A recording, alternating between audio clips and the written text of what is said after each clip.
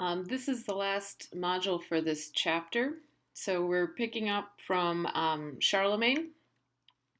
Charlemagne has a son, and Charlemagne's son is Louis the Pious. And Charlemagne consecrates Louis the Pious as his co-emperor. And Louis the Pious and Charlemagne ruled together until Charlemagne's death, and then Louis the Pious rules as emperor by himself. So he continues with his father legacy, conquering other lands and doing that sort of thing. The most notable thing about Louis the Pious is what happened towards the end of his life. He decided to divide the territory between his three sons. Now, the sons are already waging war against their father and against each other after this decision. So this is going to cause some issues with the territory. So after Louis the Pious, there's the Treaty of Verdun. And the Treaty of Verdun divides the territory into three distinct parts. Each part goes to one of Louis the Pious's sons. So Lothaire has the middle part, which also includes Rome and Aix-la-Chapelle, so two very important cities for the territory. Louis the German received the eastern part, which was called East Francia at that point, and Charles the Bald gets West Francia. So when this territory was divided into three, they were divided along river lines, basically. There was no interest in keeping communities or cultures together. There was no regard to ethnicity. The territories were just divided blankly like that. So this is going to cause some problems for those territories. So as you notice, right now it's being called East Francia and West Francia. So now you can see that we're getting closer to the name France. And let's not forget that Frank, which we're looking at right now, is the Frankish dynasties. The Franks were actually a collection of what the Romans thought of as Germanic tribes. They just collectively called them the Franks. Okay, so after the Treaty of Verdun, the disputes over land continue. And in 855, Lothaire dies. And this kind of adds some fuel to the flames as far as territorial disputes. So now people are really trying to grab more territory. And let's not forget that we're still dealing with areas that were not divided by culture. They were just divided geographically. So people are trying to get back the territory to which their culture belongs. And as I mentioned way before in a different module, there's one city of note, the city of Strasbourg, in the eastern part of France, in the Alsace-Lorraine region. And this region and this city has changed hands between the German and the French very often, probably 4 times within the last 150 years. So you can see in some regards those disputes are still going on today. And if you go to Strasbourg, you're just as likely to hear German as you are to hear French. So at this point in 855, we have many rulers, many territories being divided. It's kind of a tumultuous time. So there's no real unity. The unity under Charlemagne is dissipating. One of the kings, Charles the Fat, does manage to reunite the empire for 6 years, but that was basically it for that. The rest of the time, the territory is not unified whatsoever. Okay. So here you have a chart of the different houses, the different dynasties. So in electric blue, you have the Merovingians. In pink, you have the Carolingians. In orange, you have the Robertians, which we'll talk about soon. And in the background color, you have the Capetians. And you have, so under the pink line, straight line, you'll see one little yellow dot, one little yellow entry, and that entry will actually be quite important because that is to be the foundation for French royalty as we know it. Okay, so we've talked about the internal problems facing the Franks, but there are also external problems. There are still people trying to come in from other lands, other territories. So one of the problems that they're facing is the Saracens, and these are basically Muslims, and the Vikings. So here I pulled a little picture from an Asterix that deals with the Vikings. Now, obviously, the time period for Asterix is the 1st century BC, and we're now in the 9th century AD. So you kind of have to suspend your reality there. And we're going to talk a little bit about the Vikings. So the Vikings came from what we now call Scandinavia. So they came from far up north. They were pagan. They were not Christians at the time, though they were amenable to converting to Christianity at some point. They came by boat, and they were able to navigate on rivers, something that was not so easy to do. The reason that they were able to navigate on rivers was because their boats had flatter bottoms than other boats. So they were able to just take their boats, come off onto land immediately, ravage a town, plunder, and take what they wanted, whether it was metal or land or whatnot, food. So a lot of the times they would go for the monasteries because, as we talked about before, Charlemagne was a Christian and valued Christianity and religious leaders, and much of the wealth was going to the monasteries. So the precious metals, the precious stones, the land were being kept by the monks. Now, monks were not known for their fighting skills, so the Vikings were able to easily take their loot from the monasteries. So the plunderers became the victims of plunder. So now the Franks are having to deal with their own issues of plundering. Now, the Vikings mostly were looking for land and cultivable land. Just imagine if you're coming from Scandinavia, it's a pretty cold place most of the year, so coming down to France might seem like a good idea. Now, Charles the Fat would negotiate with the Vikings, and he would just hand over the loot, and the Vikings would take the loot, and then they would leave, and that would be that. So they would negotiate at times. So by 889, we see that the system that Charlemagne set up was completely dismantled.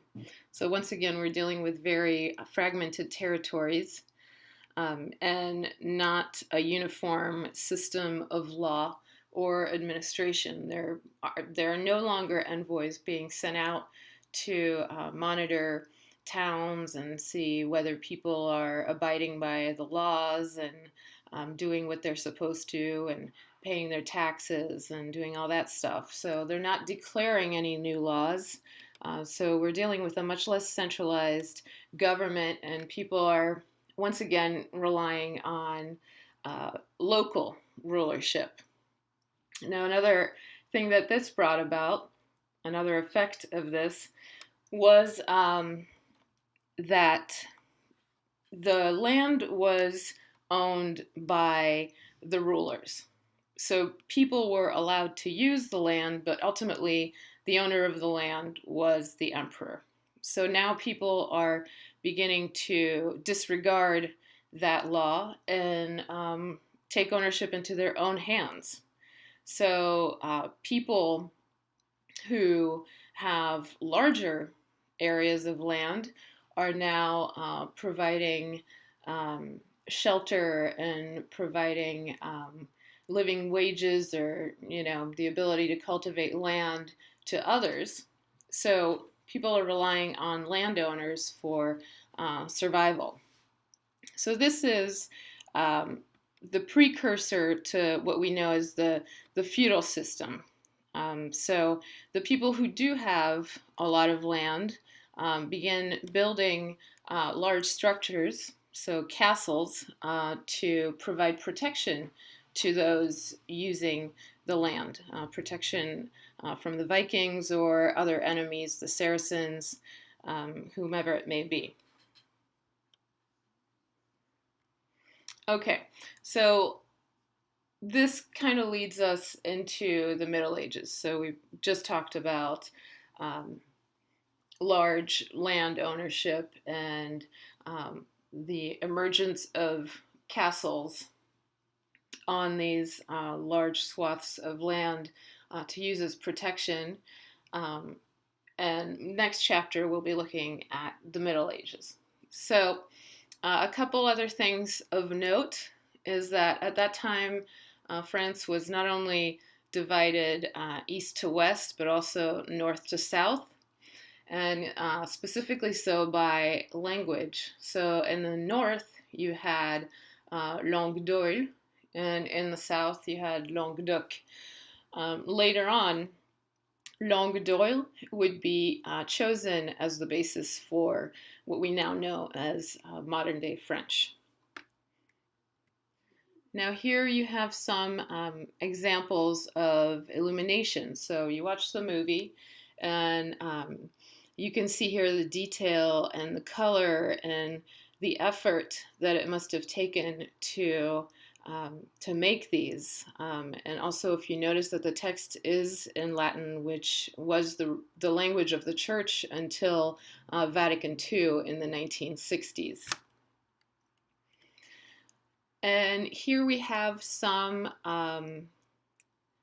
use of the precious metals and the precious stones.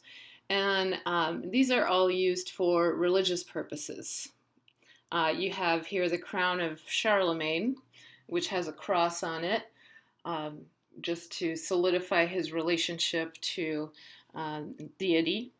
On the bottom there, you have the cover of a book, which is encrusted with precious stones and is gilded, so very beautiful. You have a goblet there, and if you look more closely, you'll see that there's a representation of Jesus Christ. And on the top right, you have some sort of container where they would place a part of the remains of somebody who had been declared a saint. So let's say some fingernails, some hair, something like that. They would place that in there, and then you could go visit that and feel that you were in the presence of someone holy, something holy. So these are examples of Carolingian art, and there's a return to classicism and more details, and just the use of stone kind of reflects also the Byzantine era.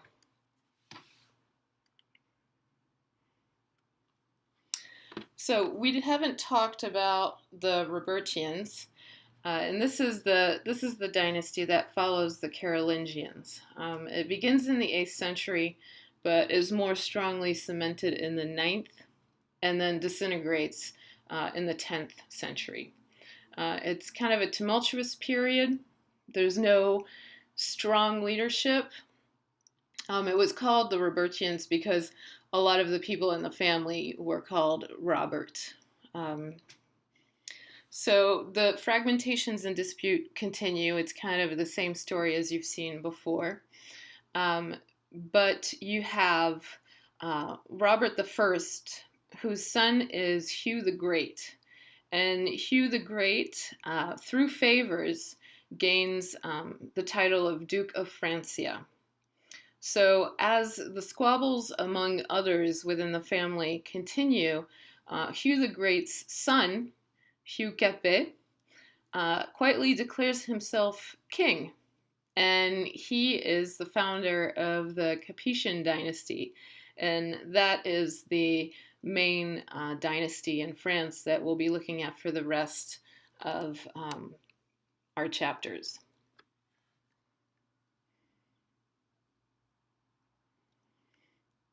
Okay, and here I have a video of Gregorian chants. So, as we saw before, church was one of the main parts of life for people during that time.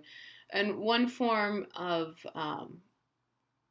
art that the church brought was Benedictine monks singing Gregorian chants. So, in case you haven't heard Gregorian chants before, here's a little of that.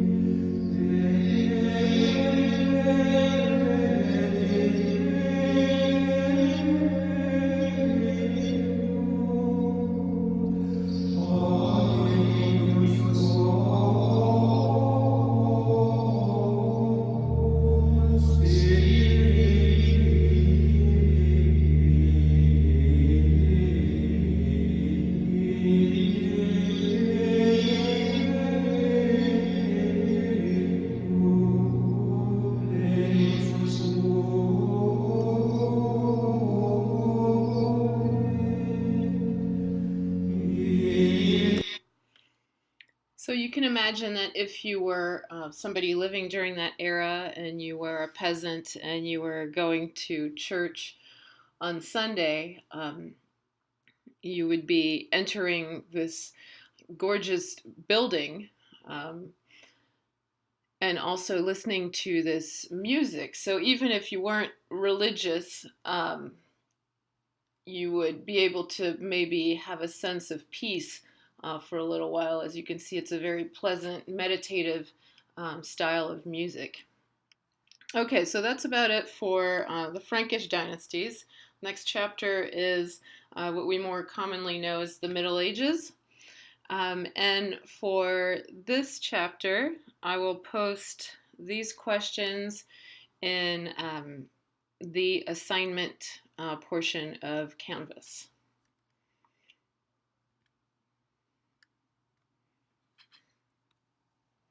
Thank you.